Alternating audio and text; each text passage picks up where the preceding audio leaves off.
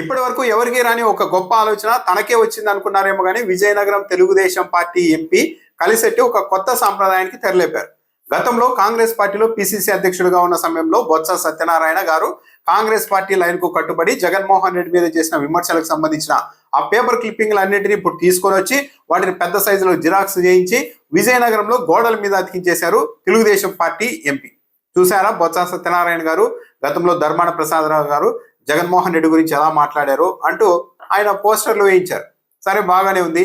మరి ఇదే సాంప్రదాయాన్ని ఇప్పుడు వైఎస్ఆర్ కాంగ్రెస్ పార్టీ వాళ్ళు కూడా మొదలు పెడితే చంద్రబాబు నాయుడు గారి నుండి నారా లోకేష్ గారి వరకు ఎవరైనా సరే తలెత్తుకోగలుగుతారా? గతంలో ప్రధాని నరేంద్ర మోడీ గారిని చంద్రబాబు నాయుడు గారు ఏ విధంగా దూషించారు, ఇప్పుడు ఏ విధంగా పొగుడుతూ ఉన్నారు? ఆ రెండింటిని పోలుస్తూ ఇలాగే ఫ్లెక్సీలు వేయించి పేపర్ క్లిప్పింగ్లు గోడల మీద అతికిస్తే తెలుగుదేశం పార్టీ పరిస్థితి ఏంటి? గతంలో మొట్టమొదటిసారిగా పవన్ కళ్యాణ్ ఉద్దేశించి దత్తపుత్రుడు అని పేరు పెట్టింది నారా లోకేష్ గారు. ఇప్పుడు గతంలో దత్తపుత్రుడు అన్న పేపర్ క్లిప్పింగు, ఇప్పుడు పవన్ కళ్యాణ్ మా అన్న చాలా గొప్పవాడు అంటూ పొగుడుతున్న ఈ క్లిప్పింగుల్ని ఇలాగే గోడల మీద అతికిస్తే పరిస్థితి ఏంటి? గతంలో పవన్ కళ్యాణ్ గారు చంద్రబాబు నాయుడు గారిని, టీడీపీని, అమరావతి గురించి ఏ మాటలు చేశారు, ఇప్పుడు ఎలా పొగుడుతున్నారు మళ్ళీ వాళ్ళని? అవి కూడా తీసుకొని వచ్చి ఇలాగే గోడల మీద అతికిస్తే పవన్ కళ్యాణ్ గారి పరిస్థితి ఏంటి? నారా లోకేష్ గారిని ఉద్దేశించి నాగబాబు గతంలో చేసిన కామెడీ కావచ్చు, ఇప్పుడు నారా లోకేష్ తెలుగుదేశం పార్టీలో ఒక గొప్ప నాయకుడు అంటూ ఇటీవల చేసిన ట్వీట్ కి సంబంధించి కావచ్చు, ఇలాగే జిరాక్స్లు తీసి గోడల మీద రాష్ట్రం అంతా అతికిస్తే నారా లోకేష్ గారి పరిస్థితి ఏంటి? గతంలో ప్రధాని నరేంద్ర మోడీ గారిని బాలకృష్ణ గారు ఎలా దూషించారో ఆ వీడియోల్ని, ఆ పేపర్ క్లిప్పింగ్లు కూడా ఇలాగే గోడల మీద రాష్ట్ర వ్యాప్తంగా అతికిస్తే తెలుగుదేశం పార్టీ పరిస్థితి ఎలా ఉంటుంది? ప్రతి 5 ఏళ్లకోసారి పార్టీల్ని, పొత్తుల్ని మారుస్తున్న చంద్రబాబు నాయుడు గారు ప్రతి 5 ఏళ్లకు ఒకసారి ఏదో ఒక పార్టీని టార్గెట్ చేస్తూ తిట్టడం, మళ్ళీ అదే పార్టీని అవసరం కోసం పొగడ్డం చేస్తూ వస్తున్నారు. అలాంటి ట్రాక్ రికార్డు ఉన్న తెలుగుదేశం పార్టీ కాంగ్రెస్ పార్టీలో పిసిసి అధ్యక్షుడిగా ఉన్నప్పుడు ఆ పార్టీ లైన్కి కట్టుబడి బొత్స సత్యనారాయణ గారు చేసిన వ్యాఖ్యల్ని ఈ స్థాయిలో చిత్రీకరించి గోడల మీద పోస్టర్లుగా వేసి ఇది వీళ్ళ వ్యక్తిత్వం అనేంత అర్హత తెలుగుదేశం పార్టీ నాయకులకు ఉంటుందా? ఈ విషయాన్ని ఎలా మర్చిపోయారు విజయనగరం ఎంపీ? అప్పట్లో అలా, ఇప్పట్లో ఇలా అని పేరు పెట్టి మొత్తం తెలుగుదేశం పార్టీ నాయకులు, ఈరోజు ఎమ్మెల్యేలుగా, మంత్రులుగా ఉన్న వాళ్ళు కూడా గతంలో ఎలా మాట్లాడారు, ఇప్పుడు ఎలా మాట్లాడుతున్నారు అన్న అంశాలన్నింటినీ కూడా ఇలాగే పోస్టర్లుగా వేస్తే ఏ ఒక్క తెలుగుదేశం పార్టీ రాజకీయ నాయకుడైనా సరే ఒకే మాట మీద ఉన్నట్టు చరిత్రలో నిరూపితం అవుతుందా? ప్రతి ఒక్కరూ ప్రతి 5 ఏళ్లకోసారి మాటలు మారుస్తూనే ఉన్నారు కదా. తెలుగుదేశం పార్టీ వాళ్ళు మార్చిన మాటలు, పొత్తులు, పార్టీలు, యూటర్న్లు ఏ రాజకీయ పార్టీ తీసుకోలేదు కదా. మరి అలాంటిది బొత్స సత్యనారాయణ గారు పిసిసి అధ్యక్షుడిగా ఉన్నప్పుడు జగన్మోహన్ రెడ్డి మీద చేసిన విమర్శలే ప్రామాణికంగా తీసుకొని పోస్టర్లు వేస్తున్నారు కదా. మరి గతంలో టీడీపీ వాళ్ళందరూ చేసిన వ్యాఖ్యల్ని కూడా ప్రామాణికంగా తీసుకొని అసలు చంద్రబాబు నాయుడు గారు ఎన్టీఆర్ గురించి ఏమన్నారు, ఎన్టీఆర్కి నైతిక విలువలే లేవు, అసలు మనిషే కాదు అంటూ అప్పట్లో కార్టూన్లు వేయించి, నగ్నంగా వేయించిన కార్టూన్లు, ఇప్పుడు ఎన్టీఆర్ గారు ఒక మహాశక్తి, ఆయన పేరు తలుచుకొని ఏ కార్యక్రమం మొదలుపెట్టినా అది దిగ్విజయంగా పూర్తవుతుందని చంద్రబాబు నాయుడు గారు ఇప్పుడు చేస్తున్న వ్యాఖ్యలు, వైస్రాయ్ హోటల్ వద్ద చెప్పులు వేయించిన ఆ ఫోటోలు, ఆ వీడియోలు ఇలాగే వైరల్ చేసి పోస్టర్లుగా వేస్తే తెలుగుదేశం పార్టీ మర్యాద దక్కుతుందా? అంటే ఒక చెడు సాంప్రదాయం. ఎప్పుడు అన్న మాటల్ని తవ్వి తీసుకొని వస్తే యువతల వాళ్ళు తవ్వలేరా?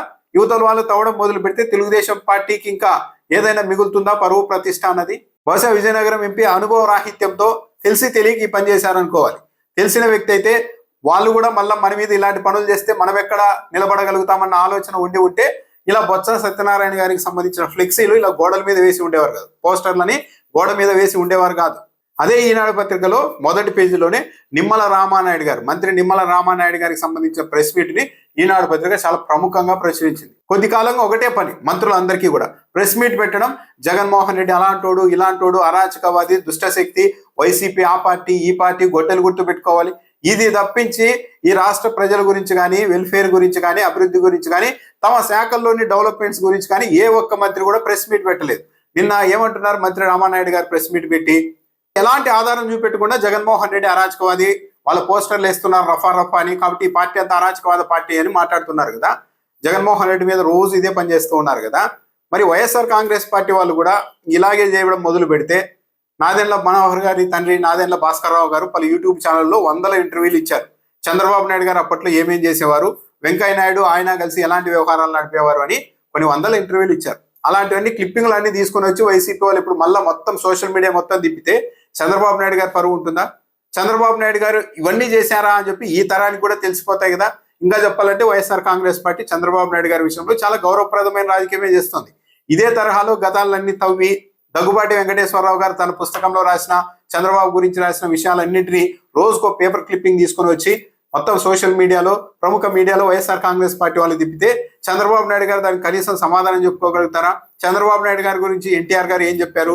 ఎన్టీఆర్ గారు పార్టీ నుంచి బయటకు పంపిస్తే మళ్ళీ ఎలా ఎవరి మీద ప్రామిస్ చేసి ఆ పార్టీలోనికి ఎంటర్ అయ్యారు, ఏ విధంగా పార్టీని లాగేసుకున్నారు, ఈ వ్యవహారాలన్నింటినీ మళ్ళీ తిప్పితే తట్టుకోగలుగుతారా?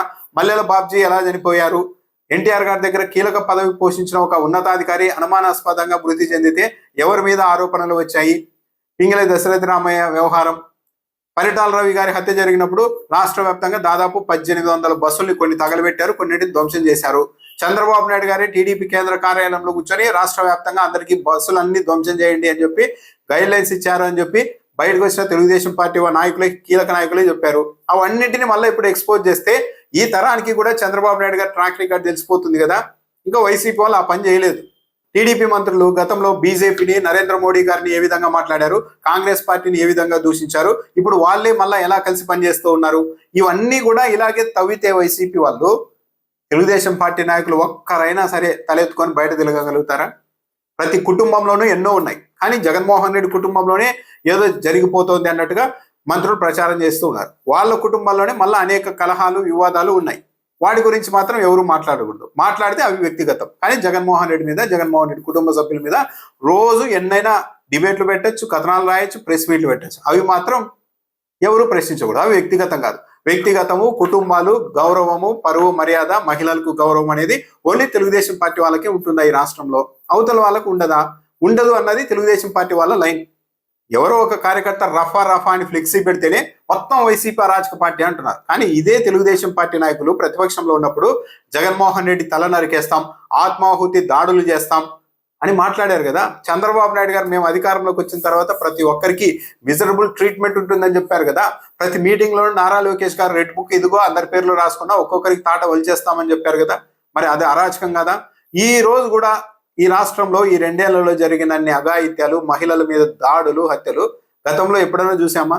వేల మంది వెళ్ళి మాజీ మంత్రుల ఇళ్ల తగలబెట్టేసే పరిస్థితులు ఉన్నా కూడా ఇంకా వైసీపీ అరాచక పార్టీ అని మంత్రులు మాట్లాడగలుగుతూ ఉన్నారంటే మాకు గొంతు పెద్దది, మాకు మీడియా సంస్థలు ఉన్నాయి, మేము చెప్పిందే పబ్లిక్ లోకి వెళ్తుంది, ప్రజలు అమాయకులు, మేము చెప్పింది మాత్రమే నమ్ముతారు, ఇవన్నీ మేము చేస్తున్నవి మాత్రం వాళ్ళకి కనిపించవు అన్న ధీమా కాకపోతే తెలుగుదేశం పార్టీ మంత్రులు, ఎంపీలు ఇలాంటి పనులు చేయగలుగుతారా?